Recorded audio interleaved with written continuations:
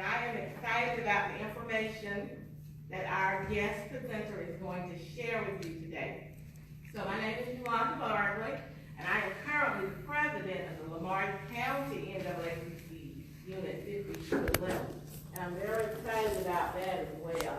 I am overly excited about the young lady that's here to present. I'm not going to introduce her because one of our youth members, Mrs. Murphy, is going to do that. But I will tell you that I'm responsible for condensing her bio.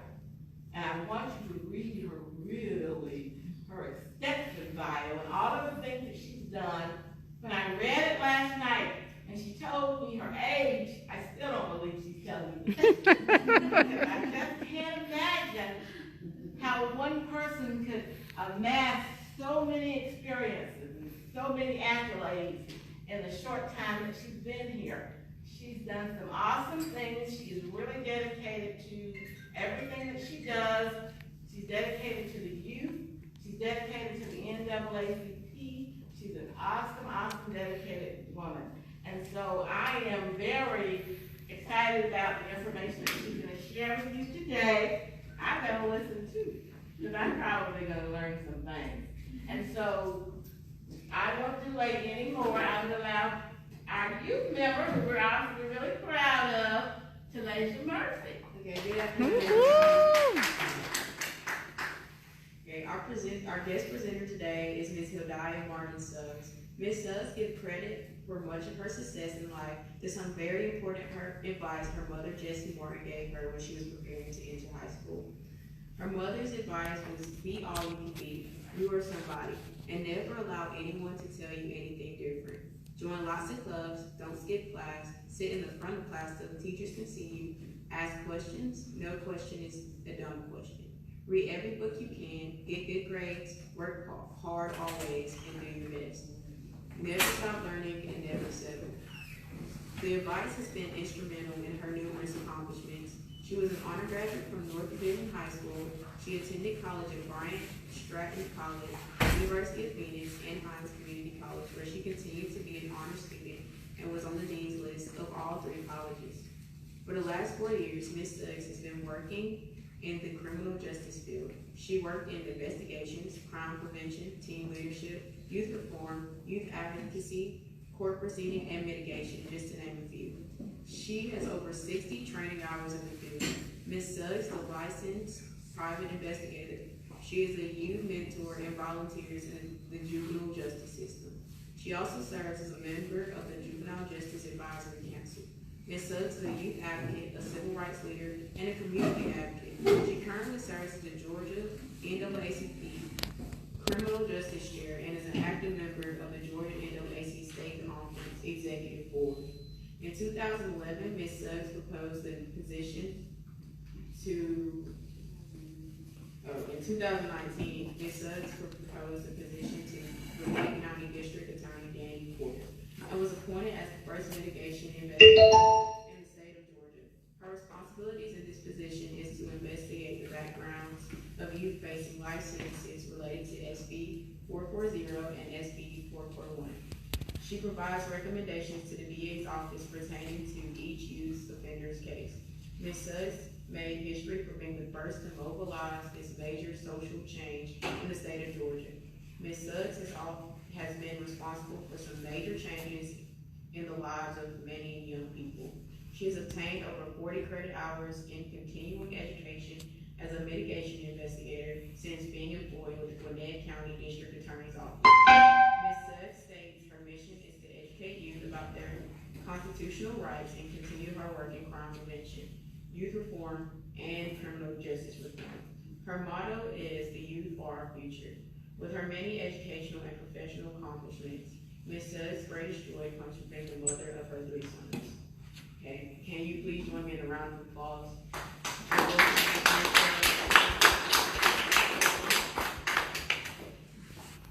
How is everyone this afternoon? Good. Thank you. You read that well. Oh, actually, I don't need this. My glasses went. I'm sorry.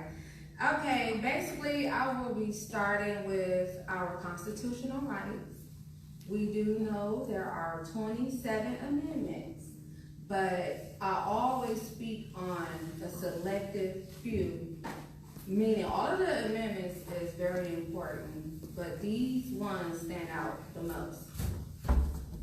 So basically, I will be starting with the First Amendment.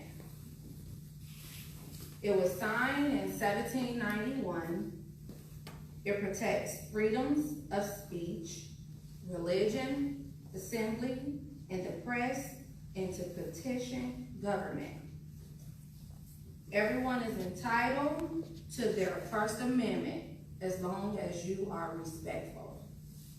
According to the laws of arrest, it is not allowed or included in the First Amendment for freedom of speech to incite actions that would harm others, to make or distribute obscene, meaning offensive materials, to burn draft cards as an anti-war protest, to permit students to print articles in a school newspaper or over the objection, to allow students to make an obscene speech, to allow students to advocate illegal drug usage. This one is an amendment that many citizens have questions about and that many citizens misconstrue. The Fourth Amendment. Meaning the Fourth Amendment was signed in 1791. Forbids unreasonable searches and seizures of an individual and their property. Law enforcement officers must have warrants for all search and seizures of all properties, specifically affidavits that must be proposed before a state judge. Warrantless searches consist of the Terry frisk. I don't know if you guys heard about that, but if you want to take notes, because I see you have paper and pens in front of you, it's called a Terry frisk, which passed in 1968, which allows law enforcement officers to search for hidden weapons, hidden drugs, other items, and basically it's a general pat-down based on a law enforcement officer suspect of a probable cause that a crime was either committed, okay? And basically, when a law enforcement officer states stop, that means a lawful of an individual of a short arrest. And if you feel by any means that your civil rights was violated, do not argue with a law enforcement officer. Find a defense attorney, a civil rights attorney, and handle that before the courts. Okay? Meaning, far as with the warrantless searches, meaning if they don't have a warrant to search like your property, they do have another law that they call plain view, meaning for immediate or to get a warrant. But plain view, far as they have to have probable cause. Like definitely know that whatever they about to actually search, they're going to find what they're stating that is there, okay? Okay, so as I stated earlier, if you feel that you've been violated, the best thing to do is to not argue with law enforcement officers. Just be respectful and handle that, because every officer, because the law is passed, they have to wear a body camera. So if it's true or untrue, everything on that body camera will show before a state judge, okay? And far as if you need to refer to anything that I'm speaking on, you can Google the State versus David case and the State versus Field case. Okay, now the Fifth Amendment, 1791. And this is basically, it's for adults, but I want all of the youth to know this, okay? Even with the school to prison pipeline. I know you look at it and you have to be respectful to all teachers, principals, law enforcement, SROs, meaning the school resource officers. But I want y'all to know you have a right to remain silent, even if it has something to do with a fight, even if it has something to do with something somebody else did. You do not, your Fifth Amendment, you do not have to give a statement. You do not have to write a statement. You may think it's only going to stay at the school. It's not, babies. It can be held against you, meaning there is a FERPA law, state of Georgia FERPA laws, okay, y'all? I know y'all youth, y'all haven't read that. I don't know if your parents read it, but that's why I'm here, to educate y'all on this. And you share it with your friends. I know it's not as many of y'all as y'all here or whatever, but we're gonna implement some major reforms where the president will position the people that she needs to position for this county branch to go into the different schools and speak to y'all about y'all constitutional rights, and especially your Fourth, your Fifth Amendments, your First Amendment, okay? Meaning whatever you write, whatever you state, that principal, that teacher, that student, they can be considered witnesses in a future case. You kind of understand what I'm saying? So if anybody questioning you, make sure your parents and an attorney is present, because at times parents still don't understand. If they don't understand the law, if they don't understand their constitutional rights, some parents be like, okay, tell her what happened. You have a right to remain silent. Okay? And I will read, is what they will call a Miranda right. You have a right to remain silent. Anything you say can and will be used against you in court of law. You have the right to an attorney. If you cannot afford an attorney, one will be appointed for you. That's why this Miranda exists, because you have a right. Okay? So the next is the 15th Amendment, which was signed in 1870, guarantees that the right to vote cannot be denied based on race, color, or previous condition.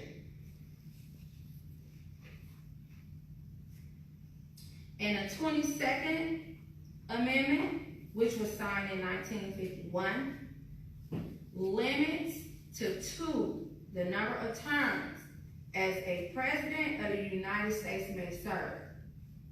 Okay? Meaning 2 the number of terms. Meaning they go 2 terms and they have the opportunity to become president 4 years. Okay? And this is another one, the 26th Amendment. This is why I'm here. This is another reason why I do what I do, so you guys can know your rights, so y'all can know about these laws, these charges and everything, crime prevention, so y'all can stay out of trouble, so y'all can be able to vote. That's very important, not just on a United States national level. You have to think about the county level. So you got your district attorneys, you have your senators, mayors, all type of government officials who make the decision for your county and for your state. And at the age of 17 going into, I believe it's 6 months, if you got, like, if you're 17 and a half, you can register to vote. Do you understand that? You can register to vote. So it extends voting rights to citizens age 18 or older, the 26th Amendment. Okay? So next, I will be discussing what I do. As she stated earlier in the bio, I currently work for Gwinnett County District Attorney Office as the first mitigation investigator to ever work for a district attorney office, not only in the state of Georgia, but in the United States. And I'm African American, as you can see. And I'm proud of that, and I'm proud of it because I made a historic moment. I'm proud because of the work that I've done previously to Mr. Danny Porter appointing me last year and hiring me this year, and the work that I'm doing currently in the district attorney's office for the youth who is facing SB 440, SB 441. So let me break it down to you what these Senate bills are, because I know it sounds confusing, and y'all really never probably had to learn about anything like this. But basically, the SB 440 and the SB 441 is Senate bill sentencing legislation that was passed in 1994, and 441 became effective January 1st, 1995.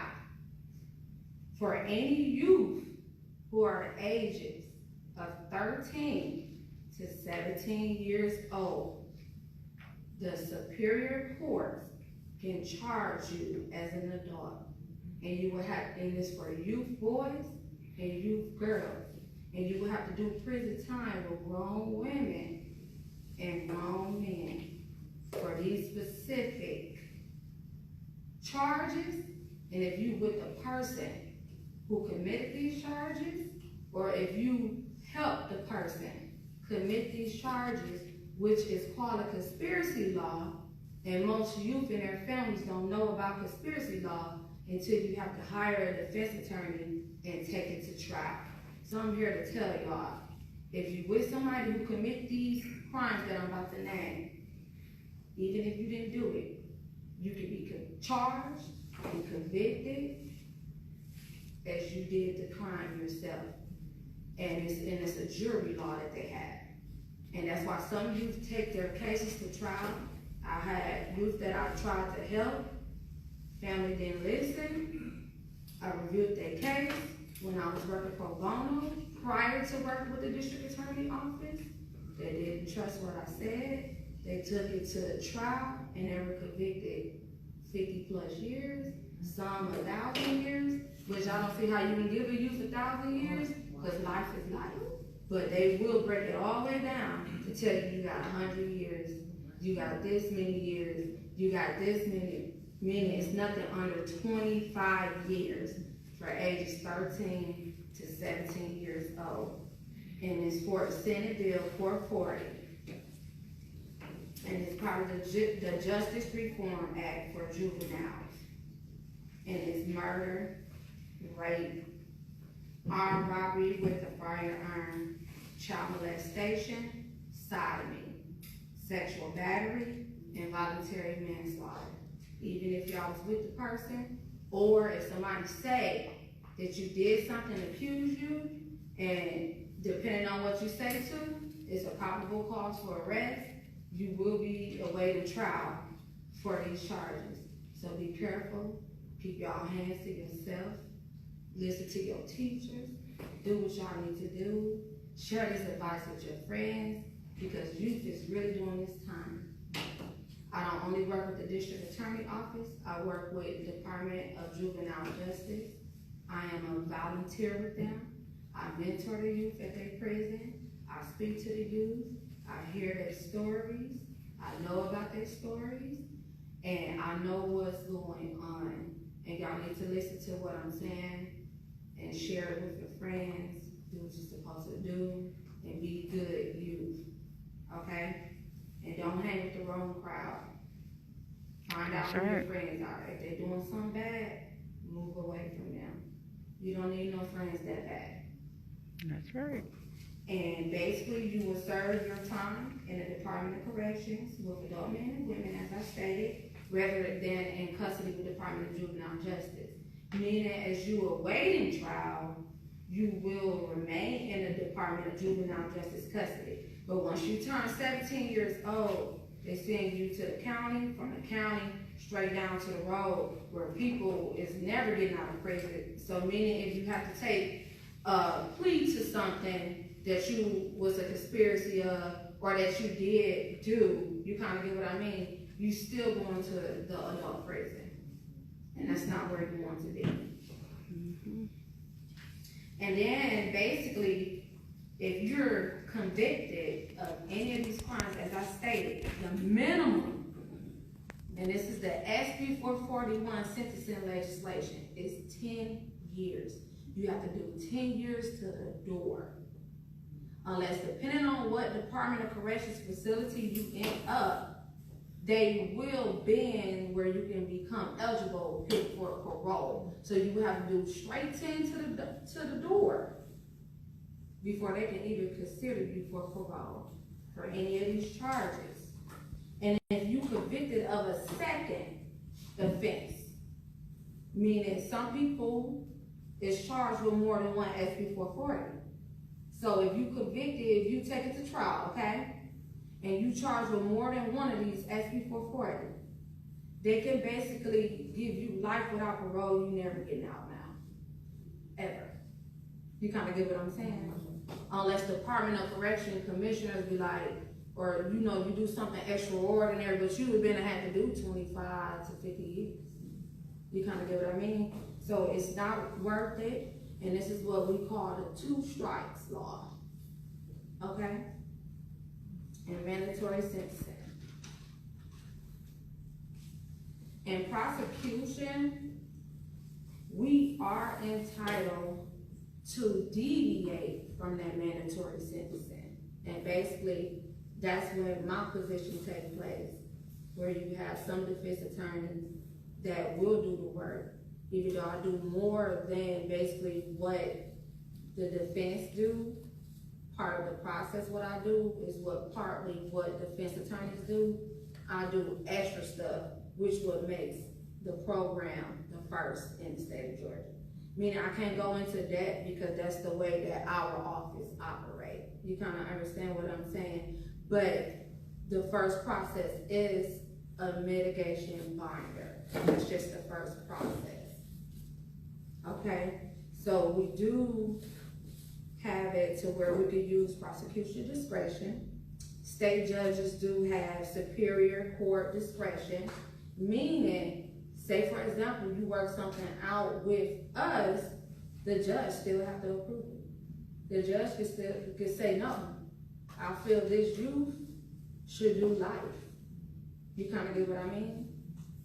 So the only thing at this time prosecution can do is trying to work it out and give you a second chance as a youth, and based on this mitigation binder and the investigation of the mitigation investigator or other investigators did on your behalf to try to work it to get you a second chance.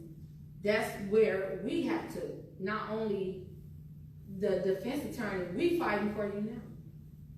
You kind of get what I'm saying? To convince the judge that you need to accept this negotiation, because this youth deserves a second chance. So it's not just hard for your family, it would be hard for prosecution both ways and everything. So with that, before I go on to the next, do anyone have any questions before I go on to the next House bill? So I have a question. So my question is, the position that you hold in the Gwinnett County DA's office, is that process available throughout the state, or is that something that's just in Gwinnett County? And I'm thinking about, how do we get that so that all of the youth offenders can have access to that? And my second question is, can you talk a little, I know some years back, they did an overhaul of the juvenile justice system that was meant to rehabilitate youth versus penalize them for offenses. And for our youth in our county, we see a lot of offenses like truancy, where there's a youth who apparently be having difficulties with their behavior. And prior to the overhaul of the system, a parent called law enforcement and say, I'm having difficulties. And they would come out and the youth would get detained a lot of times. After the overhaul, that stopped. So they don't do that easily now. You talk to us a little bit about that. I asked a lot of questions. But You did. I want these young people to know Because they're in the room, I want them to get this information so that they know when they leave and they can share it. Okay, at this time, District Attorney Mr. Danny Porter, he's the only district attorney who's implementing this program inside of his district attorney's office. Meaning, I will have to educate other investigators, because I'm the first, if they want to do what I'm doing, even though I'm implementing and working towards opening up my own agency on the state level. So that's totally up to the individual. You kind of get what I mean? So it depends on the attorney office. I've spoken to other district attorneys, reached out to other district attorneys. I mean, they have the option to do that. They haven't contacted me or District Attorney Danny Porter to see if this is something they want to implement. It hit the news. We're in the process of sitting down with Channel 2 again to speak about the progress of the program. So maybe it'll expand on the state level once they see that it's working in our office. Like it's all legitimate work. And I'm doing it. I'm a very honest person. I'm straightforward with integrity. And it's real hard. Like most of my cases are homicide cases. Those are the most challenging cases for me because the victim isn't coming back. Ma'am? I have a question. If the officer fails to read you the Miranda rights, can the case be thrown out? It depends, because the only time really they're supposed to read the Miranda rights is when they're getting ready to question you. So if they got a probable cause to arrest you, they can arrest you without reading the Miranda rights. The Miranda rights really, by state law, supposed to be read prior to questioning you. That's why I stated to the youth with the principle of the school to prison pipeline. That's what's going to eliminate the school to prison pipeline as leaders, as aunties, grandmas, uncles, fathers. Y'all, we have to educate our youth. And I know that we learned it back in the day, and nobody never really paid attention to constitutional rights. I didn't at first, I'm gonna be honest. I learned it and I passed the test because I had to at the time, if you think about it. But now that I see that we actually exercise these rights in our everyday living. So that's why I said on your time, I didn't want to just stand up here and just be reading and keep talking to bore y'all. Please look up the 27th Amendment. You will be amazed. Like even with the 8th Amendment. I should have shared that with y'all, so I'm going to share it now. With the 8th Amendment, you know that's for like cruelty of sentencing people. You kind of get what I mean? I don't know if a lot of defense attorneys use that in courts when they're defending you, but that's something to look into as well. So let me confirm that it's the 8th Amendment, because I believe it is, and if so, I'm going to read it. Okay, it is. And it was signed in 1791. It limits the sanctions that may be imposed by the criminal justice system on those accused or convicted of criminal behavior, such as the prohibition of cruel and unusual punishments, like giving a person 50 years for stealing a candy bar. If you have a good defense attorney, and I'm not here to point fingers, because prosecution is actually defense attorneys for victims. They're doing what they're supposed to do, defend and get justice for the victim. Like I stated earlier, as prosecution discretion, it's up to us if we want to work it out, and that's why I'm doing what I'm doing. And basically, it's been stated that this is really supposed to be defense work. What I'm doing, you kind of get what I mean. This is why I made history. I reached out to people prior to reaching out to Mr. Danny Porter to try to get help. I reached out to a lot of people. People laughed. They didn't trust me. They didn't believe me. I said, okay, God got me. I ran it through my 3 sons. We prayed about it. We manifested. And manifestation now. Nobody never thought. Everybody know Mr. Danny Porter been in the district attorney office since 1981. I wasn't even born. So, and what we've been protesting for many years about this SB 440 since they passed it, right? Everybody kept trying to get it changed. that legislation, I'm here to tell y'all, it's not going anywhere. It has to be some leverage. Meaning, no, who would want youth to be put away forever?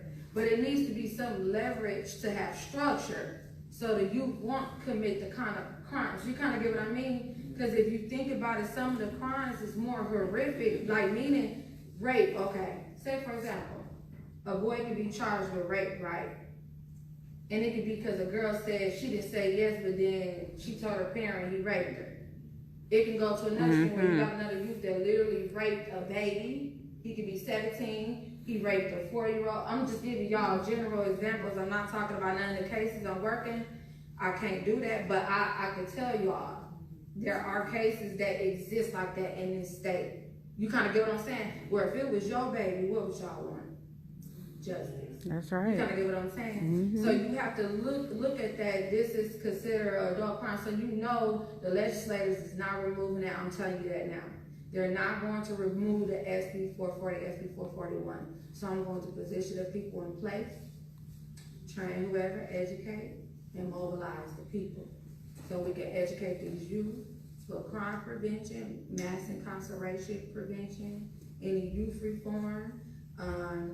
President Barkley, she has the criminal justice agenda that I wrote for the state. Please follow that, because it's also where you can host forums for pardon, for second chances and everything, okay? Where you can't have a second chance from being a lifer. If you out 4 or 5 years having committed no crimes, you can apply for a pardon with the Department of Correction Commissioners. They will wipe your whole record out like it never exists. After doing 30, 40 years in prison, and see a lot of y'all don't know.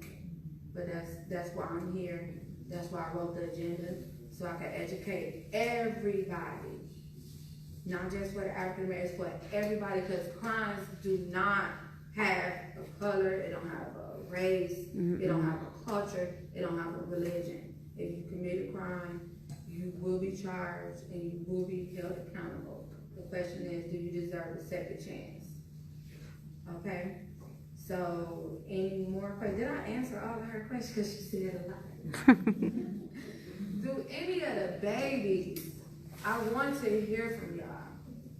I heard from her, or based on anything I just stated.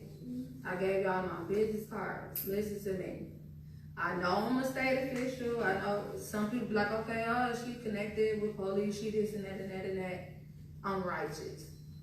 If y'all have a question, you can reach out to me, but I would be like, did you talk to your mom first? Did you talk to your dad first before you reached out to me? Do they need to be present? That kind of stuff. Because I'm big on rights. I'm a mother. My kids are 19, 16, and 11, and they're all boys. Okay? So, you and I'm speaking from experience. How I got in this field, my son was facing life in prison. His case was the first case I worked. He was facing 50 plus years. Okay? So for SB 440, I'm not going to go into full detail. It even hit the news. So with that being said, I didn't just wake up and say I want to be a mitigation investigator. I helped other youth pro bono prior to working with the district attorney. And I seen it was working for them. I seen it work for my son. I seen it work for his co-defendants. And I seen that, no offense, that some defense attorneys don't want to do the work. I paid $20,000 to 2 attorneys the first time. My baby was still facing life in prison. I had to become the investigator and do the work. And I did it. And he's in re-entry now. So with that being said, and he was in prison since 14. He's 19 now. So that's why I'm here, okay? To speak to the youth. Do not be with people who are bad. Because if they commit a crime or they attempt to commit a crime, you will be charged. And my son is an example, as you did that crime. I'm being honest. So listen to what I'm telling you. So just with the first 2 attorneys, so I'm gonna say this, I paid almost $30,000 for 3 attorneys. And I investigated the case. So you kind of get what I'm saying. Investigators, we do decide what you get charged with. We do decide if you become free or not. But where the prosecution and defense take place, whatever we investigate, and it's all different types of investigators. You can look them up. You have all different types. Private investigator, which I am one. You have a mitigation investigator, which I am the only one. You have your criminal scene investigators. You have all types. You kind of get what I'm saying? You have investigators who watch if somebody cheating. I can keep it going. You can look it up. It's different types. So whatever an investigator finds, which is evidence and data, that's what prosecution and defense propose. So if you don't have a good investigator, or if the defense attorney don't hire an investigator, that you gonna get that life sentence. Because the attorney they have so many cases, defense attorneys. They don't have time to sit there and read that. You kind of they read the investigative report, but you do have some who will read the full discovery, because some discoveries is 1,000 pages, some is 600, and guess what? Hildiah Martin-Suggs read every page, front to back, and I keep it going until, before I write that letter of recommendation, I want to be sure that I'm doing equal justice. You know what I mean when I say equal justice? For the defendant and the victim. And that's why you see that equal justice, that's what they mean by that. Because you got to think about both. So, any questions before I go on to the next House bill, which Kemp is about to sign? This is crucial too. It haven't been signed yet, but it's been passed through the House.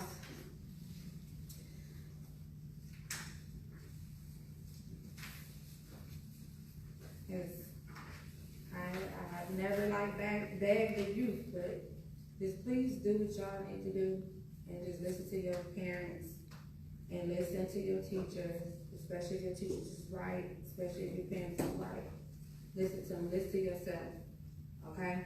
And do the right thing. So this next one is the HB 994, and it's actually for games. It's for the game.